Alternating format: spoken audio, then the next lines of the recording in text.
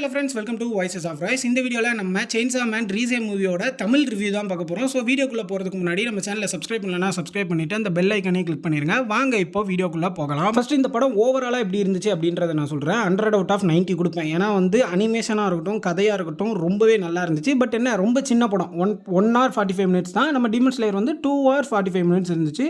நிறைய பேர் என்ன சொல்கிறாங்கன்னா, ரொம்ப ஸ்லோவாக இருக்குது ப்ரோ, ரொம்ப கேவலமான ஒரு ஸ்டோரி, ஃபைட் சீன்ஸ் கூட அவ்வளோவா இல்லை, அப்படி இப்படின்லாம் நிறைய சொல்லிகிட்டே இருக்காங்க. பட் என்ன அப்படின்னா, டீமன் ஸ்லேயர் வேறு, இது வேறு. டீமன் ஸ்லேயரோட வேல் பில்டிங் வேறு, இதோட வேல் பில்டிங் வேறு.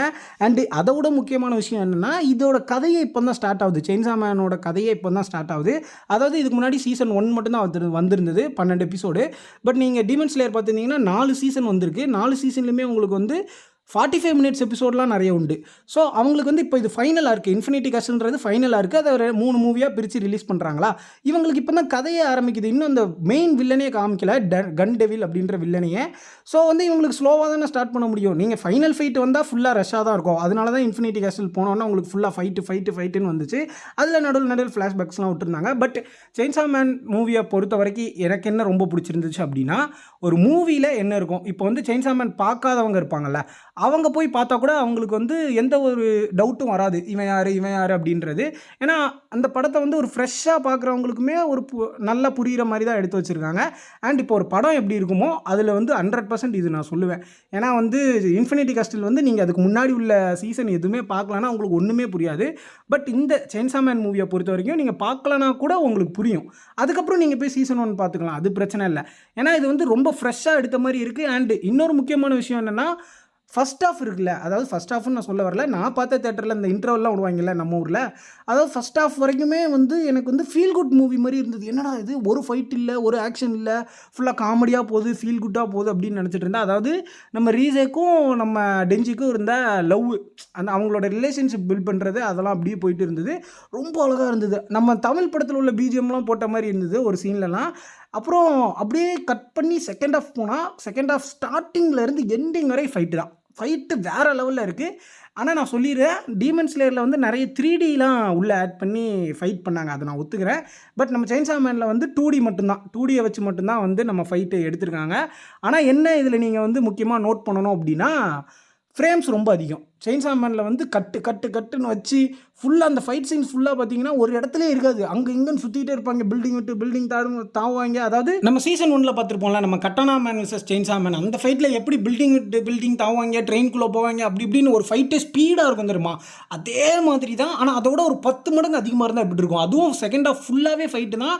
அங்கே பில்டிங்குள்ளே போவாங்க, தண்ணிக்குள்ளே போவாங்க, அப்படி இப்படின்னு போய் ஃபுல்லாக, அதாவது ஒரு ஃப்ரேமே கிடையாது, டக்குன்னு ஃப்ரேம் மாறிட்டே இருக்கும். அது ரொம்ப கஷ்டம். அது வந்து அந்த அனிமேஷன் பார்க்கும்போதே நல்லா இருக்குது. ஃபைட்டு வேறு லெவலில் இருந்துச்சு. அதுவும் நம்ம அந்த செயின்சா மேன் கூட ஒரு கேரக்டர் உண்டு, அந்த கேரக்டர் நான் ஸ்பாயில் பண்ண விரும்பலை. பட் மேபி நிறைய பேருக்கு தெரிஞ்சிருக்கலாம். அந்த கேரக்டர்லாம் அவங்க கூட சேர்ந்தது வேறு லெவலில் இருந்தது. எனக்கு ரொம்பவே பிடிச்சிருந்தது. அந்த செகண்ட் ஆஃப் ஃபுல்லாகவே ரஷ் தான், ரொம்ப சூப்பராக இருந்துச்சு. பட் யாராவது வந்து டீமன் ஸ்லேயர் கூட கம்பேர் பண்ணிங்கன்னா ஐ எம் வெரி சாரி, அது பண்ணாதீங்க. ஏன்னா டீமன் ஸ்லேயரோட அந்த ஒரு ஸ்டைல் வேறு, செயின்சா மேனோட ஸ்டைல் வேறு.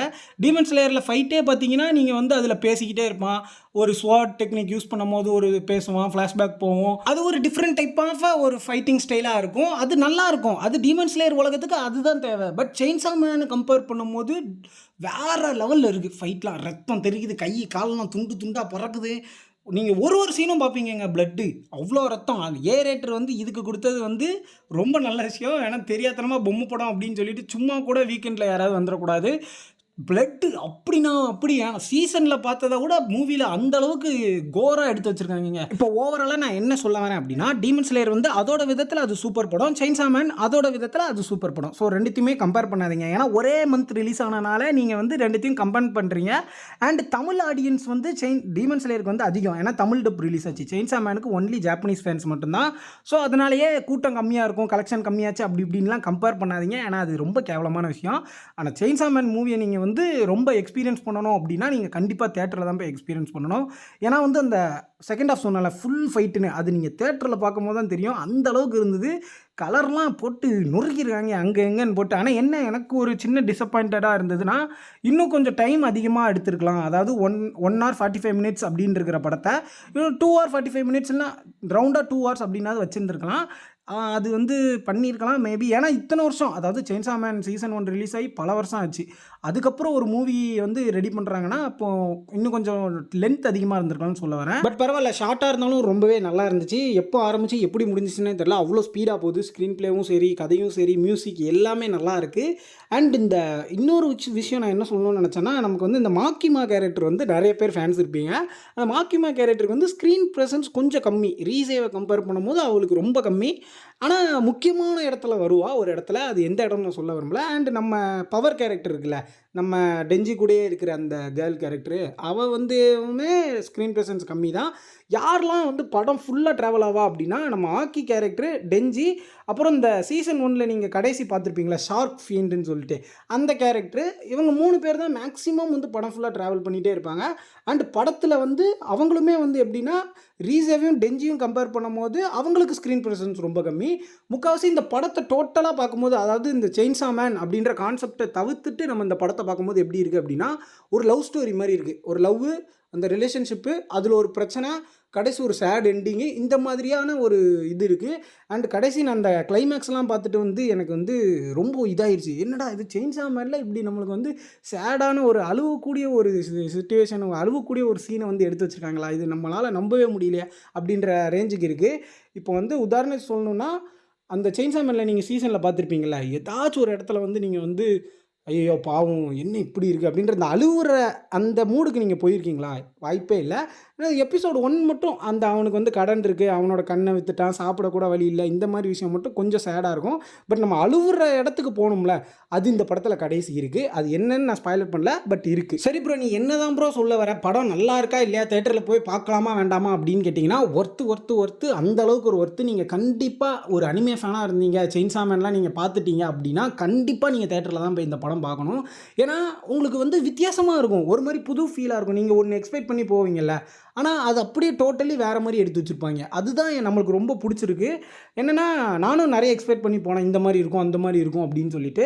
ஒரு சிலதெல்லாம் நமக்கே தெரிஞ்சிடும்ல முன்னாடியே, ட்ரெய்லர் பார்க்கும்போதே இது இப்படி தான் நடக்க போகுது அப்படின்னு. அதெல்லாம் அப்படியே தான் நடக்குது. பட் என்ன அப்படின்னா, நம்ம வேறு ஒன்று நினச்சிருப்போம்ல, அது இல்லாமல் அப்படியே டோட்டலாக வேறு மாதிரி எடுத்து வச்சுருக்காங்க படத்தை. அது எனக்கு ரொம்பவே பிடிச்சிருந்தது. அண்டு என்னடா இப்படி எடுத்து வச்சுட்டாங்க அப்படின்ற அளவுக்கு ரொம்பவே நல்லா இருந்தது. ஸ்டார்டிங் டு எண்டிங் வரைக்கும் அப்படியே பிரமிச்சு பார்த்துட்டு இருந்தேன். எனக்கு ரொம்ப பிடிச்சிருந்தது படம். நீங்களும் இந்த படத்தை வந்து மிஸ் பண்ணிடாமல் தேட்டரில் போய் பாருங்கள், ரொம்ப நல்லா இருக்குது. பட் என்ன, ஜாப்பனீஸ் அண்ட் இங்கிலீஷில் மட்டும்தான் இருக்குது. நான் அதாவது என்ன சொல்கிறது, சென்னை, கோயம்புத்தூர் அந்த மாதிரி சிட்டிஸில் வந்து இங்கிலீஷ் அண்ட் ஜாப்பனீஸ் போடுவாங்க. பட் நம்ம ஊர் சைடு திருநெல்வேலி, தென்காசி, மதுரை, என்ன சொல்கிறேன்னா, இந்த மால் இல்லாத இடத்துலலாம் வந்து ஏதாச்சும் ஒன்று போடுவாங்கன்னு நான் நினைக்கிறேன், எனக்கு சரியாக தெரியல. பட் எங்கள் ஊரில் ஜாப்பனீஸ் மட்டும்தான் போட்டாங்க. ஸோ உங்கள் ஊர் பக்கத்தில் இருந்துச்சு, தேட்டரில் ரிலீஸ் ஆச்சு அப்படின்னா கண்டிப்பாக போய் தேட்டரில் பார்த்துருங்க. என்ன 150 ரூபா வருமா? நீங்கள் ஒரு அனிமே ஃபேனாக இருந்தீங்கன்னா அதில் செலவு பண்ணுறதுல தப்பே இல்லையா. எவ்வளவோ கேவலமான படங்கள்லாம் நம்ம போய் பார்க்குறோம், ஹாலிவுட் படமாக இருக்கட்டும், இல்லை வேறு நிறைய படம் பார்க்குறோம். இந்த மாதிரி நம்ம இந்தியாவுக்கு வர அனிமே படங்கள்லேயே இந்த டீமன் ஸ்லேயருக்கு அடுத்து தான் நம்மளுக்கு நிறைய வருது. இப்போ செயின்ஸா மேன் வந்திருக்கு, அதுக்கடுத்து ஜுஜுட்சு கைசன் வரப்போகுது. ஸோ அதை நம்ம சப்போர்ட் பண்ணால் மட்டும்தான் ஃப்யூச்சரில் வந்து நிறைய படங்கள் ரிலீஸ் பண்ணுவாங்க, நம்ம பெரிய பெரிய அனிமேஸோட மூவிஸு. ஸோ நம்ம சப்போர்ட் பண்ணால் மட்டும்தான் அனிமே வந்து இந்தியாவில் வளரும். ஸோ அதனால் சப்போர்ட் பண்ணுங்கள். எனக்கு வந்து உண்மையாக சொல்லணும்னா, இந்த படத்தில் ஆக்ஷன் சீக்வன்ஸை விட எனக்கு அந்த ரீசேக்கும் டெஞ்சுக்கும் இருந்த அந்த லவ் சீக்வன்ஸ்லாம் எனக்கு ரொம்ப பிடிச்சிருந்தது. கிளைமேக்ஸில் ஒரு விஷயம் காட்டுவாங்க, நீங்களே பாருங்கள், அப்போ தான் உங்களுக்கே புரியும். ரொம்ப ட்ரமாட்டிக்காக, ரொம்ப அழகாக, ரொம்ப எனக்கு இம்பேக்ட் கொடுத்துச்சு அந்த லவ் சீக்வன்ஸை நான் சொல்கிறேன். பட் ஆக்ஷனுமே நல்லா இருக்குது. பட் ரெண்டுத்தையும் கம்பேர் பண்ணும்போது எனக்கு பர்சனலாக அந்த லவ் சீக்வன்ஸ் வந்து எனக்கு ரொம்ப பிடிச்சிருக்குன்னு தான் சொல்கிறேன். சரி, நீங்கள் எத்தனை பேர் வந்து செயின்ஸா மேன் மூவி வந்து இன்றைக்கி பார்த்துட்டீங்க, அதுவும் ஃபஸ்ட் ஷோ வந்து பார்த்துட்டீங்கன்றத கமெண்ட் செக்ஷனில் வந்து கமெண்ட் பண்ணுங்கள். இதோட இந்த வீடியோவை நான் முடிச்சுக்கிறேன். இன்னொரு நல்ல வீடியோவில் உங்களை வந்து சந்திக்கிறேன். மறக்காமல் நம்ம சேனலை சப்ஸ்கிரைப் பண்ணலன்னா சப்ஸ்கிரைப் பண்ணிடுங்க, அந்த பெல் ஐக்கனே கிளிக் பண்ணிடுங்க. Until the next video, good bye.